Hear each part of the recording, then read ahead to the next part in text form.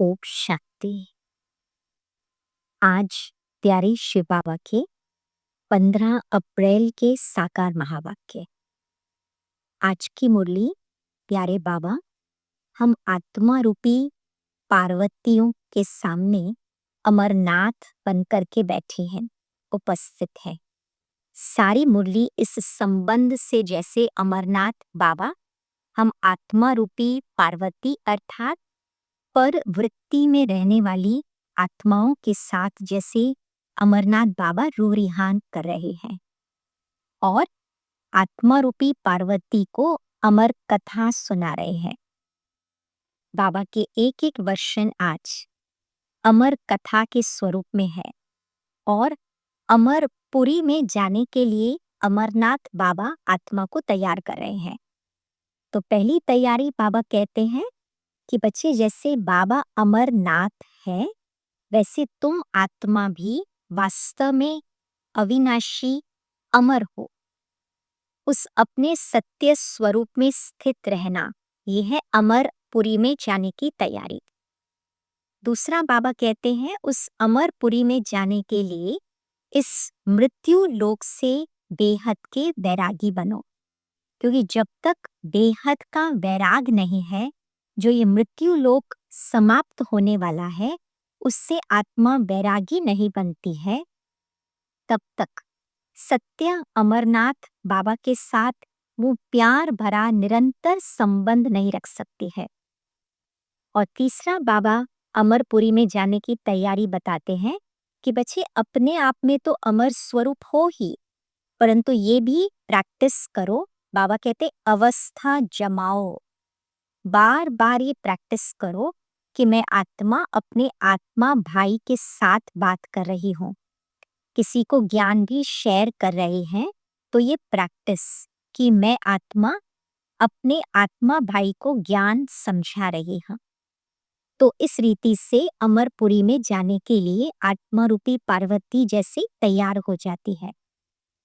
दूसरा बाबा आज जो आत्मा के अंदर कभी कभी अलबेलापन आता, व्यर्थ आता, तो सिद्धि प्राप्त करने के लिए कि सदा व्यर्थ से परे और सदा अलबेलेपन से मुक्त रहने की विधि बाबा बताते हैं कि बच्चे अपने को सदा सेवा में, विश्व कल्याण के कार्य में बिजी रखो। तो ये बिजी रखने की विधि बहुत ही पावरफुल विधि है। तो सुनते हैं अमरनाथ बाबा से आज अमर कथा। अमरनाथ बाबा कहे, यह रूह रिहान बाप अपने बच्चों से करते हैं। जो रूह अपने को जानती है उनसे ही बात करते हैं। यह भी जानते हो बाबा हमको अमर बनाने आए हैं। पुरुषार्थ कर अमर बन अमरपुरी का मालिक बनना है। अमर तो सब बनेंगे। सतयुग को कहा ही जाता है अमर लोक। यह है मृत्यु लोक, क्योंकि आत्मा देह भान में है और विकारों में है, तो इस समय मृत्यु अनसर्टेन है। कभी भी मृत्यु होती है और मृत्यु के समय शोक भी होता है। यह अमर कथा है। ऐसे नहीं कि सिर्फ शंकर ने पार्वती को अमर कथा सुनाई। वास्तव में शिव अमरनाथ आत्मा रूपी पार्वती को इस समय मुरली माना अमर कथा सुना रहे हैं। तुम बच्चे सिर्फ मुझ एक से सुनो, माम एकम याद करो। अमरपुरी में राज्य करना उसको ही कहा जाता है अमर पद। हम अमरपुरी का मालिक बनते हैं तो अमरपुरी को याद करना पड़े। वाया मूल वतन ही जाना होता है, तो यह भी मन मना भव हो जाता है। तो गीता में 2 शब्द आते हैं, एक है मन मना भव और एक है मध्याजी भव। बाबा कहे मूल वतन है मन मना भव, माना शिव बाबा को मूल वतन में आत्मस्वरूप में याद करना ये है मन मना भव, और अमरपुरी है मध्याजी भव। माना बाबा हमें जिस अमरपुरी के लायक बना रहे हैं, उस अमरपुरी की स्मृति और उस अमरपुरी के समय की स्थिति को याद करके उस स्थिति का, सतयुगी स्थिति का स्वरूप बनना, ये है मध्याजी भव। तो मुख्य बात है अपने को आत्मा समझ स्वीट बाप को याद करना। उठते बैठते यह बुद्धि में रहने से खुशी रहेगी। तुम बेहद के बैरागी बच्चे हो। तुम्हें इस पुरानी दुनिया में रहते हुए भी इन आँखों से, अब इम्पोर्टेंट है, तुम्हें इस दुनिया में रहते हुए भी इन आँखों से सब कुछ देखते हुए भी, रहते हुए भी, देखते हुए भी नहीं देखना है। माना तुम्हें मन का ज्ञान, अटेंशन वहां नहीं देना है। यह है मुख्य पुरुषार्थ, क्योंकि यह सब खत्म हो जाएगा। और मम्मा ने यह मुख्य पुरुषार्थ करके दिखाया। सुनाते हैं मम्मा की कहानी में, बॉम्बे में मम्मा रमेश भाई के साथ में, निर्वैर भाई के साथ में बॉम्बे के स्ट्रीट से गुजर रही थी, और एक बहुत बड़ा लाइट का बोर्ड था जिस पर निर्वैर भाई का, रमेश भाई का ध्यान गया। तो आगे बैठी हुई मम्मा से उन्होंने कहा कि मम्मा ये देखा बोर्ड जो अभी पास हुआ, कितना अच्छा है, उसमें से हम कोई ना कोई सेवा की आइडिया ले सकते। तो मम्मा आगे बैठी थी, पर मम्मा ने आंसर क्या दिया कि मम्मा यहाँ रहती कहाँ है जो मम्मा यहाँ की बातों को देखेगी। मम्मा तो सदा ऊपर रहती है, जब जरूरत पड़ती है तब मम्मा नीचे आती है और कर्म में ध्यान देती है।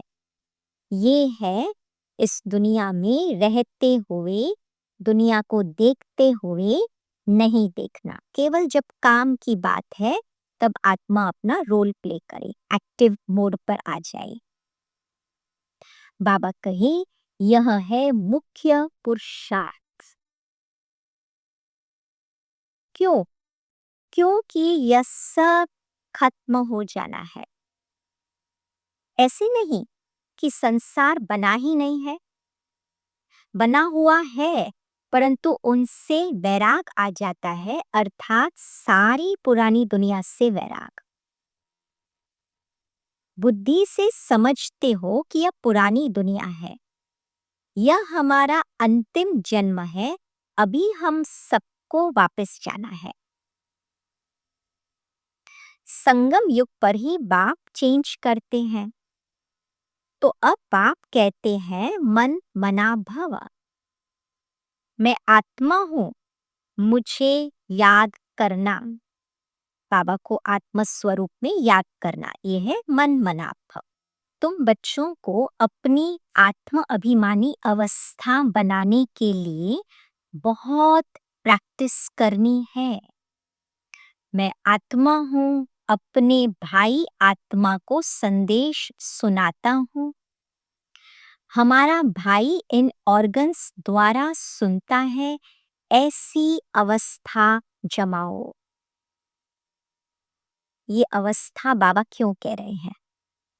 क्योंकि एक तो जब हम किसी को आत्मा समझकर आत्मा के साथ बात करने की प्रैक्टिस करते हैं, तो हमारी आत्म अभिमानी स्थिति बूस्ट होती है, बहुत ज्यादा बढ़ जाती है।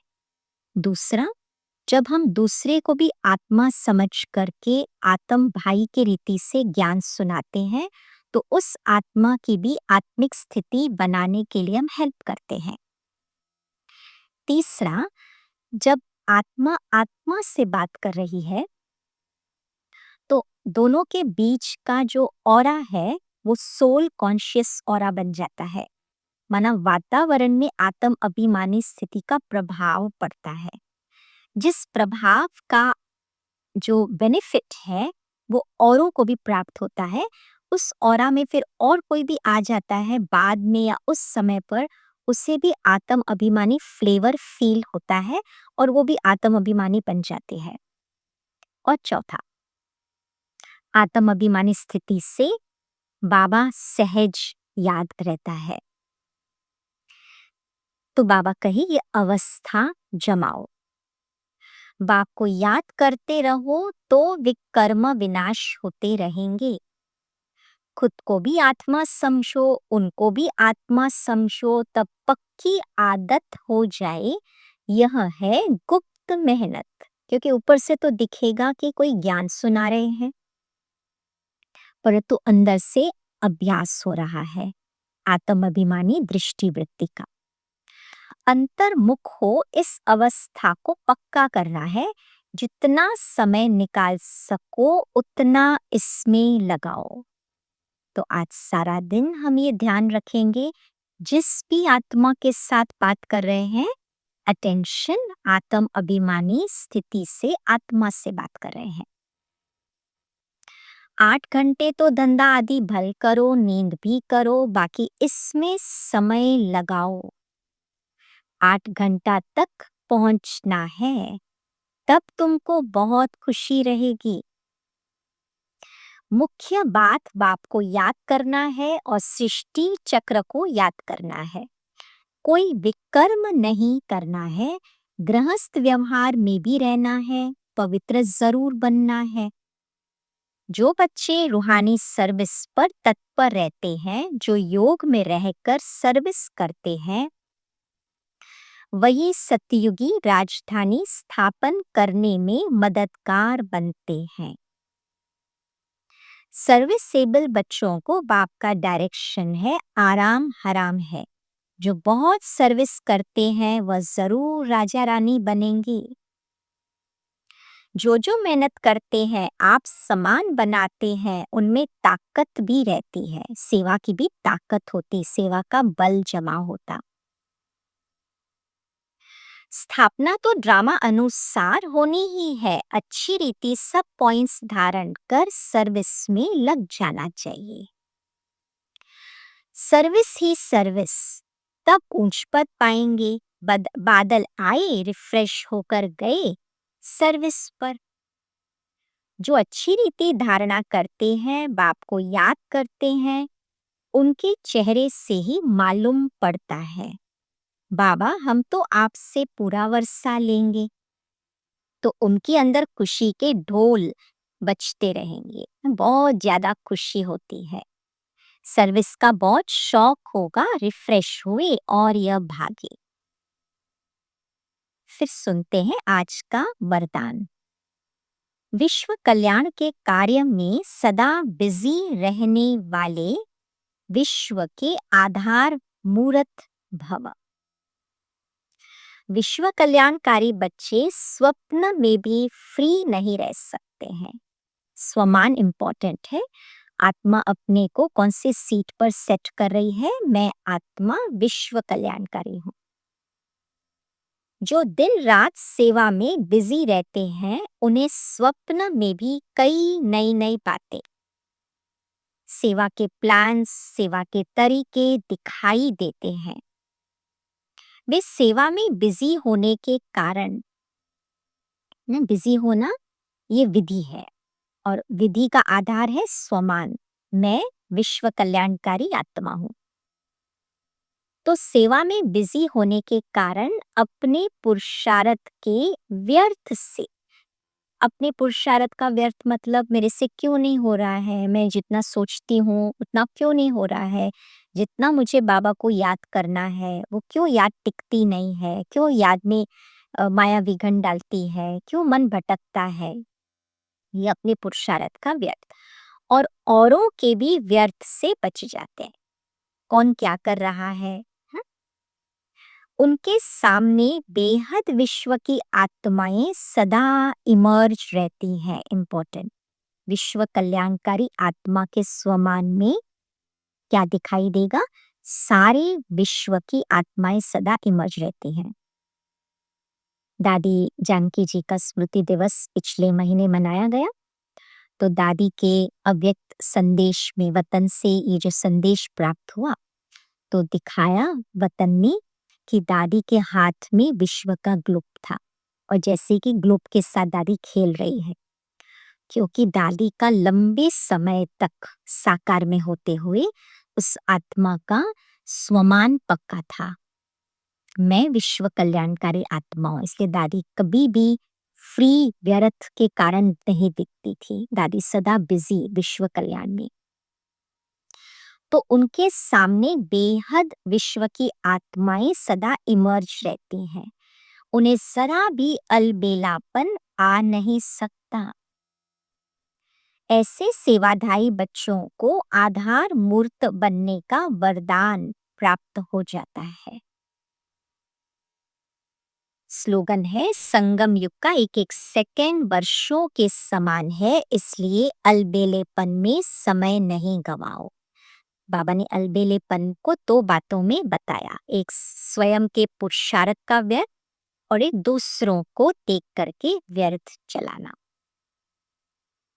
अव्यक्त इशारा जिसके साथ स्वयं सर्वशक्तिवान बाप कंबाइंड है, जो कंबाइंड किसके साथ है? हम बाबा के साथ। तो जिनके साथ कंबाइंड है बाबा, वो चार विशेषताएं बता रहे हैं। एक, बाबा सर्वशक्तिवान है। दूसरा, बाबा अविनाशी साथी है, सदा के साथी है, आत्मा शरीर छोड़ भी दे तो भी आत्मा का परमात्मा साथी है। तीसरा, कभी ये साथी धोखा देने वाला साथी नहीं है। मतलब बीच में जब जरूरत पड़े तो हाथ छोड़ देना, हेल्प न करना, मदद न करना, ऐसे बाबा से कभी अनुभव नहीं होता। और चौथा, सदा ही साथ निभाने वाला साथी है। ऐसे नहीं केवल साथ देने वाला, मैं हूं आपके साथ नहीं, परंतु मैं हूं, बाबा कहता मैं हूं और मैं जिस संबंध से तुमको जरूरत है उस संबंध से साथ निभाने वाला साथी हूं।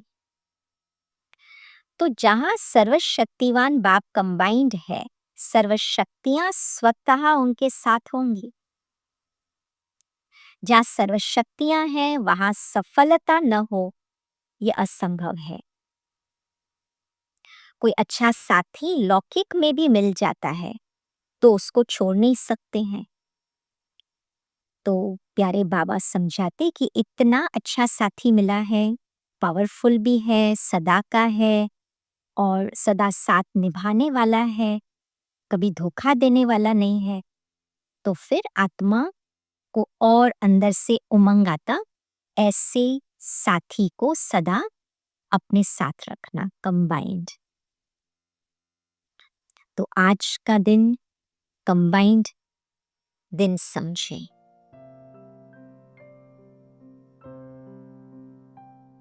हर घंटे एक बार केवल अपने आप को छोटी सी स्मृति दिला दे कि मेरा साथी कौन। और ये चार विशेषताएं, सर्वशक्तिवान, अविनाशी, धोखा न देने वाला और साथ निभाने वाला। वतन में जाएं, बाबा को इस प्रकार से देखें, बाबा आप मेरे ऐसे साथी हो, और उस साथी को साथ लेकर फिर कर्म में उतरे।